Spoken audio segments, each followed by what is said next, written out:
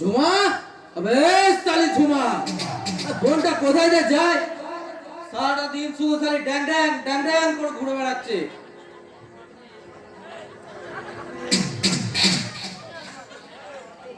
এদিকে সালা আমার বোতলের মাল শেষ, আর সালা পকেটে একটা টাকা নেই।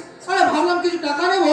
ঝুমা, সালি ঝুমা, ভাই অভিজ্ঞান গাঙ্গুলি কোথায় বলতে পারেন? তার সাথে আমার একটা দরকার আছে। তারা কিছু টাকা দেন তো মশাই। টাকা দেবো কেন? আবে সালা, এটা বিশাল মস্তানের এলাকা। তাহলে এই এলাকাতে পা দিতে গেলে আমাকে পয়দা দিতে হবে, পয়দা নোট ছাড় নোট ছাড়। ওকে বলুন তাকে একটা টাকাও দেবো না। তোর বাপ দেবে রে।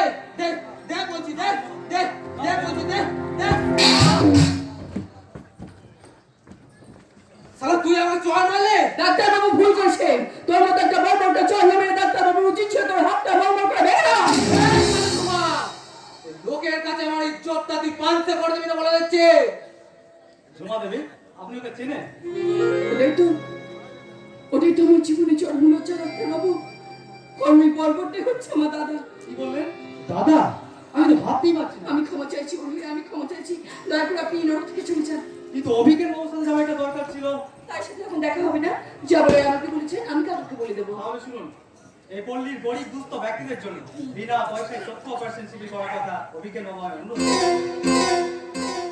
বিজ্ঞান কাকা, হ্যাঁ, এই অভিজ্ঞান বাবুকে এই পল্লীর লোক সবাই পাগল বলে পরিহাস করলেও তারা জানে না অভিজ্ঞান বাবু কিন্তু আসলে পাগল নয়, উনি দেবতার মতো মহান। তাই ওনাকে বলে দেবেন আগামী মাসের 10 তারিখ আমি এখানে বিনা পয়সায় যোগ্য করেছি। নিশ্চয়ই বলে দেবো। এখন চলি। নমস্কার। আবে সালা, যা যা যা। বলকে তোমার জন্য আজ তুই সালা বেঁচে গেলি, কিন্তু আমার অপমানের প্রতিশোধ সালা আমি কড়াই গন্ডায় তাহলে ঈশ্বর কিন্তু তোকে কোনোদিনও ক্ষমা করবে না। কোথায় যাচ্ছিস? সালা টাকা দে। একটা টাকা আমার কাছে নেই। আবে সালি বেশি পেঁয়াজি করবি না। টাকা দে, না হলে দে বলছি, দে দে দে বলছি, দে। বেটা চল বলছি, তাহলে তোকে আমি। আবে সালা কে বে তুই? উনি আমার ছোট মালিক কুন্তল বাবু। এই আমি হলাম গিয়ে বিশাল ঝুমা দাদা। আচ্ছা আচ্ছা, ঠিক আছে ঠিক আছে। এই বলি, তোর কত টাকা দরকার? শোন শোন, তোকে তোকে আমি টাকা পয়সা সব কিছু দেবো। তুই কাল ঠিক সকাল 10টায় আমার অফিসে দেখা করবি, তোকে টাকা দেবো আর সঙ্গে তোকে একটা চাকরি দেবো। হ্যাঁ, চাকরি দেবো, যা তোরা এখান থেকে যা। কি রে, কিছু বলবি? স্যার একটা কথা বলার ছিল। কি কথা বল? স্যার আপনার পায়ে একটু চলন ধুলি দেবেন, গলায় মধুলি করে ভোট করবো। তোরা কেউ তো কোনোদিন চায় না, তুই যখন বলছিস তখন নেই।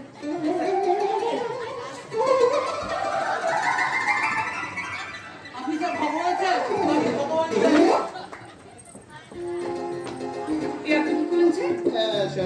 তোমায় কতবার বলেছি তুমি আমাকে আমার নাম ধরে ডাকবি, আমাকে কুন্তন বলে ডাকবি। কিন্তু আপনি যে আমার বস। কিন্তু তুমি তো আমাকে বস করে রেখেছো না, তুমি তো বস করে রেখেছো। তাই তো আমি তোমাকে এটা মনে মনে আরো মিশে ফেলেছি। তারপর আমি ঠিক করে রেখেছি এই রাহুলের বিয়ের পরেই না আমি তোমাকে বিয়ে করবো। তার মানে হ্যাঁ, আমি হব চ্যাটার্জি ফ্যামিলির বউ। নিশ্চয়ই নিশ্চয়ই। আমি ঠিক করে দিই তোমাকে আর ট্রেনে ট্রামে বাসে করে আর ছুড়ে দিলে তোমাকে অফিস যেতে হবে না। তোমার জন্য না আমি একটা টাটা এসি মাল চাকা কিনে দেবো।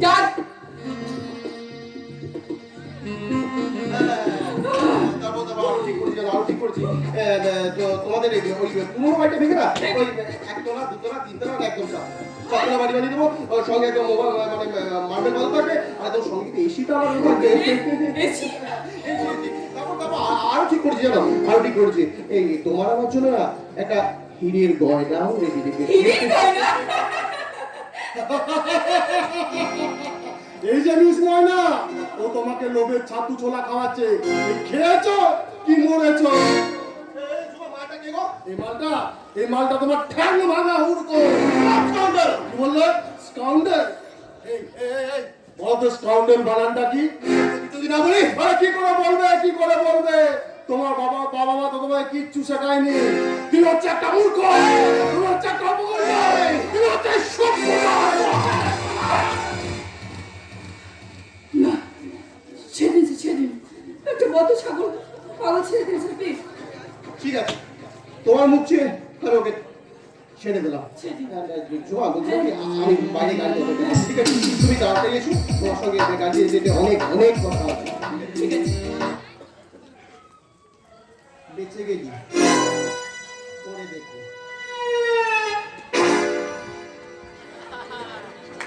এই জোয়া, ও কে রে? সেটা জেনে তোমার কি দরকার? কি বলিস না? আমি তোমাকে সাবধান করে দিচ্ছি, যদি নিজের মান সম্মান রাখতে চাও, দ্বিতীয় দিন কিন্তু আমার বাসার ব্যাপারে না বলবে না। কি? কথাটা তুমি ভুল বলে ঝুমা। মানুষের উপকার করার যার নেশা, সে কখনো মান সম্মানের কথা ভাবে না। এ কি চন্দন বাবু আপনি? তোমার সঙ্গে কথা বলার জন্য সুমন্ত বাইরে অপেক্ষা করছে, তুমি যদি মাফ করবেন, আমার সময় হবে না। শোভা, তুমি কি আমার সাথে 5 মিনিট কথা বলতে পারবে না? আবার তুমি এখানে কেন এসেছো? আমি তোমাকে এখান থেকে অপমান করে তাই দিচ্ছি, তবু তোমার এখানে আসতে লজ্জা করে না? তারপরেও আমি এসেছি কেন জানো? তোমাকে আমি ভালোবাসি। Shut up! কিন্তু তুমি তো ভালোবাসতে ঝুমা। হ্যাঁ বাস্তব, এবং তারপর আমি হাতে নাতে পেয়ে গেছি। বলছি আমি যদি কোনো অন্যায় করে থাকি, পারো না আমাকে তুমি ক্ষমা করে দিতে? মিস্টার সুমন্ত ভট্টাচার্য, এই ঝুমার বোকামি করবে না। ওই কথা বলো না ঝুমা। সেদিনের পর থেকে সুমন্ত ভেঙে পড়েছে, তুমি যদি ওকে সান্ত্বনা না দাও তো হয়তো। কেন আমাকে বিরক্ত করছেন বলতো? হ্যাঁ, কেন আমাকে বিরক্ত করছেন? এক্ষুনি এই অপরাধ জড় অপরাধটা নিয়ে বেরিয়ে যান। আমাকে তাই দিচ্ছ ঝুমা? কেন দেবে না? কেন দেবে না? ওটাই যে ওর আসল চরিত্র। ও এখন এই সুমন্তকে ছেড়ে বড়লোক বাবু ধরেছে। হ্যাঁ, ধরেছি, এবং তাকে আমি ভালোবাসতেও শুরু করেছি। তাহলে আরে ছোকরা, তোমার ভালোবাসা কি পারবে ওকে গাড়ি বাড়ি কিনে দিতে, বিয়ের গয়না কিনে দিতে? তাহলে কি তোমার ভালোবাসা মানে হিসেব কথা ভালোবাসা? আকাশ, বাড়ি, গাড়ি, হিরের গয়নার কথা তো আমি বাদ দিলাম। ওই মিস্টার সুমন্ত ভট্টাচার্যের সাহস আছে আমার শিফটে এক চলতে সুদূর পয়দায়?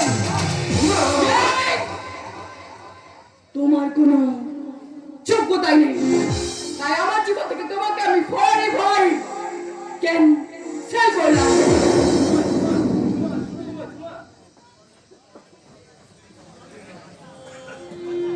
ক্ষমা করে সুমন্ত, তোমার ভালোবাসাটা আমি তোমার কাছে ফিরিয়ে দিতে পারলাম না, আমাকে তুমি ক্ষমা করে সুমন্ত।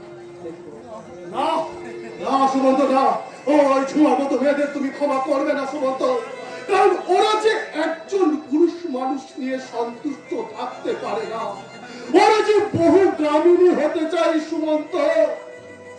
ওদের কাছে ভালোবাসার কোনো দাম নেই সুমন্ত, ভালোবাসার কোনো দাম নেই।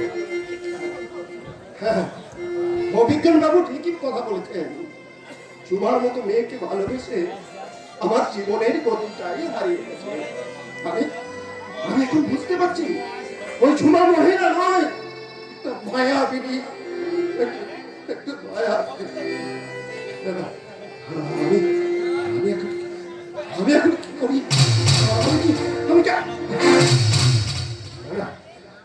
না, এত সহজ আমি ভেঙে পড়লাম। আবার নিজের শক্তি দিয়ে নতুন উত্তমে আমি আবার